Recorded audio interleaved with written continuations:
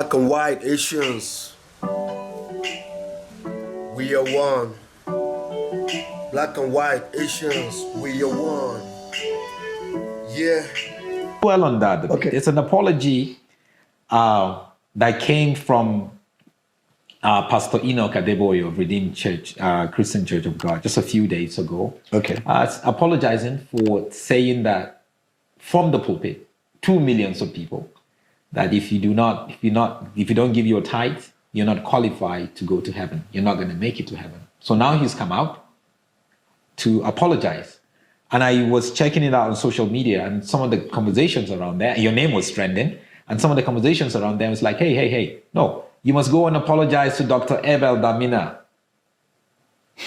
Have they tried to reach out to you in any way? Because they do owe you an apology. I'm trying to stay away from that conversation. No, we have to.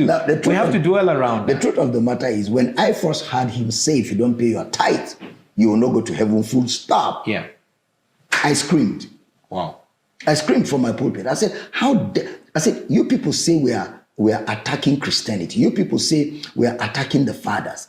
Okay, you people say we are preaching a gospel that make people sin because we say what Christ did was complete. And you have not yet called out somebody who said, if you don't pay tithe, you will not make heaven. I think that's the first person you people should be calling out, which means tithe replaces Christ. The Bible says, for God so loved the world that he gave his only begotten son, that whosoever believes in him should not perish, not whoever pays tithe. So I got loud on that. And people's eyes began to open. So when he apologized, for me, that was a step in the right direction. For me, that was something, that was a statement that was very weighty, at least for whatever is what. Yeah. People are able to know that, okay, there is truth in what I said and other people have said concerning the tithe. Yeah. Tithe in no way is a prerequisite to anything in God. Yeah. In no way at all. Somebody said, what about Malachi chapter 3? Well, Malachi chapter 3 was not written to you. It was written to the priests who were receiving tithe, but they were not paying the tithe of tithe.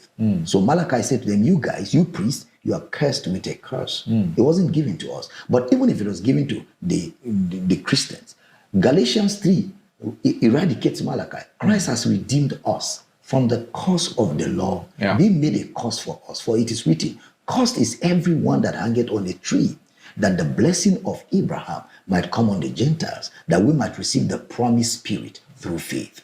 Christ has sorted all that out. So that's why in the New Testament it says God loves a cheerful giver. The New Testament says, if a man giveth according to what he has, it is acceptable. There are no hard rules on it. It's just generosity. And I always say this, when you see Jesus, money loses value. When you really see Jesus. Jesus is on a donkey to Jerusalem. And people saw Jesus on the donkey and began to bring out their jewelry, their gold, and they put it on the ground. Because you can't really see Jesus and money. You cannot serve God and mammon. But you can serve God with mammon. When you see Jesus and you see his love, you see what he has done for you, his grace, his mercy. You want to promote what he has done for you so other people can also benefit from it. So generosity is natural. I always say to people think I preach against giving. No, I preach against transaction. Yes. You cannot be a child of God and not be a giver. For God so loved the world that he gave. If it is in God's character to give, it means if you're born of God, in your DNA is the desire to give, but not manipulated giving, not fear-based giving, not transactional giving, but giving out of generosity, expecting nothing in return. Somebody says to me, so what is the benefit of my giving? The benefit of my giving is that when I give, what I gave for is done. If I gave for you to go to school, you went to school. That's my reward. That through my giving, you went to school. So the beneficiary of my giving is not me. The beneficiary of my giving is the person to whom I gave it to. And that's my reward for giving. So, and that is shifting the whole narrative. It's shifting it. And we're going to get more louder because that whole thing has to give way. Let me be honest with you. There are pastors in Africa. If you take giving money, tithing out of ministry, they will no more do ministry. I can tell you that for free. They will get out of ministry because some are in it as a business. They see like, okay, now, I am through with school, no jobs in the secular world. God has called me. Then they start their church without even sound Bible training. They begin to abuse scriptures, teach scriptures out of context, twist things around. Some will say, I'm a prophet. I'm beginning to see visions and all that. And they use that as a means of making money. Let me tell you this, Uncle Solomon. if I never came after the tithing and the transactional gospel, nobody will persecute me. Nobody will attack me. The attacks really started when I started talking against the transactional gospel. That God is a father, is not a businessman. So why is that? Because that is what many people are in it for. It's a whole industry. A lot of your friends? Well, my friends, some of them don't want to talk to me anymore, but I don't. They didn't call me, and when I leave this world, I'm not going to go to them. And a lot of people that you know. Because, I mean, you know... I lost quite, but I made up my mind that I was ready to lose, because Jesus said, if I am your Lord and I was persecuted, if you preach, you'll be persecuted. Now, look at it. When I was preaching the transactional prosperity gospel, nobody persecuted me. Yeah, you were loved. Everywhere. Yeah. I mean, I can call names, all the big names. Yeah. I was hanging out with They them. invite you. Everywhere. Come preach. The moment I started preaching, Christ is enough. Christ is more than enough. The death, burial, and the resurrection as my emphasis. Then persecution started coming. So which means I'm in the right path.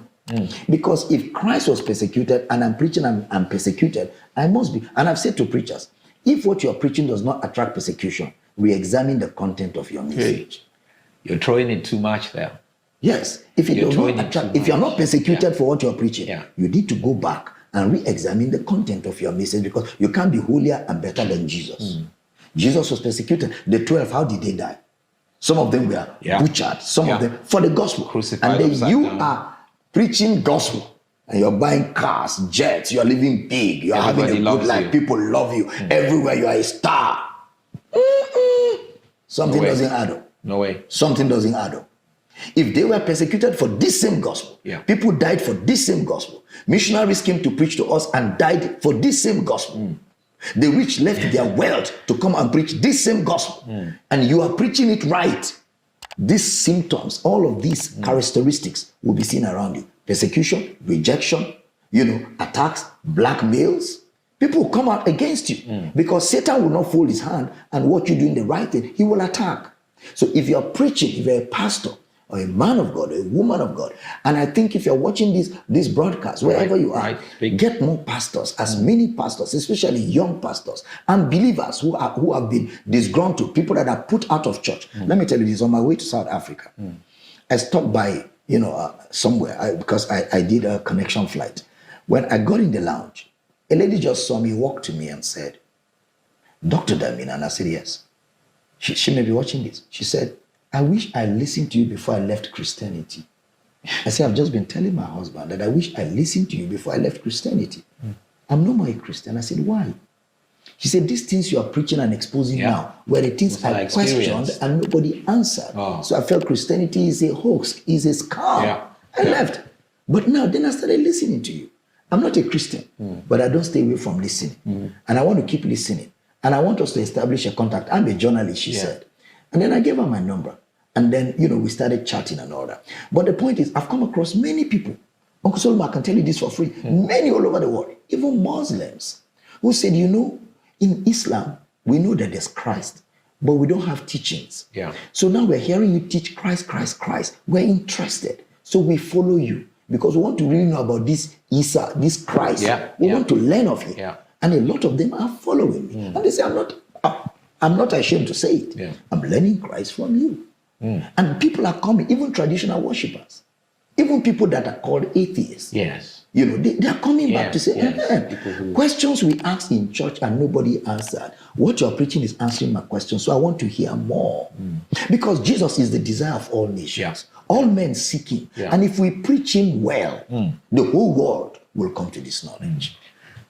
Wow, this man good. This man good, guys. Let's be honest. The man is good. He know what he's doing, bro. Like, he's exposing these people. Imagine if there is no tithe, no offering in the church, bro. I'm telling you, most of these pastors will quit church business. I'm telling you the truth. Most of them are doing it for business purposes, to make money, because they know Africa, we are being fooled by Christianity. They just use us for this Christianity. They whine our brain. They did Pastor Domino, don't expose them. A lot of them, bro. You will see a lot of people go come to expose very soon by this man, because he's doing a good job. They don't like him about that, bro. That's for real, man. I love him. Since the very first time I heard of his preaching, bro, I fell in love with him. He's saying the truth about the tithe, offering, all those stuff. That's true. If they say no offering, many people go quit the Christianity job for real, bro. Like, what do you think about it? Drop your opinion in the comment section. Like, share, make you follow, subscribe. So, okay. Stay blessed, protected. We'll see you guys later. Peace. Black and white Asians, we are one. Black and white Asians, we are one. Yeah.